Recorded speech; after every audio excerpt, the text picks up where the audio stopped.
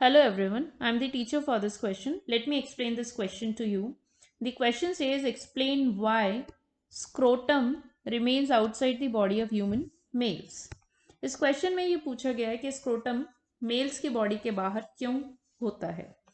Let us understand. Scrotum जो है इसे हम एक्सटर्नल मेल जेनिटेलिया कहते हैं.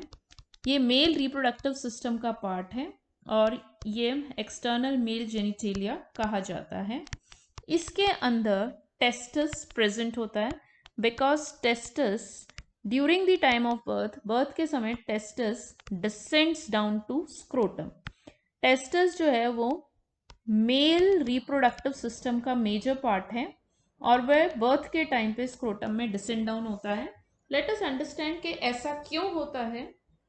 देखिए, जो स्क्रोटम है उसका मेजर रोल या आप जो मोस्ट इम्पॉर्टेंट रोल है वो स्पर्मेटोजेनेसिस का प्रोसेस है. स्पर्मेटोजेनेसिस से आप क्या समझते हैं? स्पर्मेटोजेनेसिस को हम स्पर्म फॉर्मेशन, जिससे स्पर्म का फॉर्मेशन होता है, so it is termed as the process of sperm formation.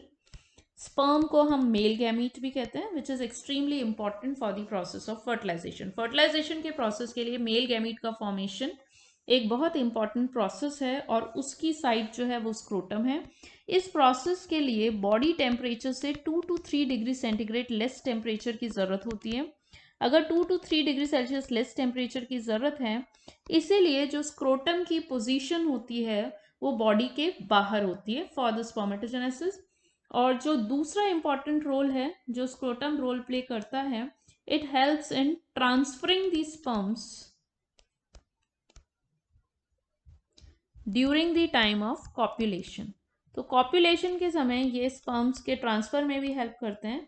So in this way हम ये कह सकते हैं कि स्क्रोटम की लोकेशन बाहर होने की वजह से वो स्पर्मेटोजेनेसिस के प्रोसेस में हेल्प करता है. At the same time it helps in copulation and testis descends down to scrotum during the time of birth. So I hope the explanation is clear to you. Thank you.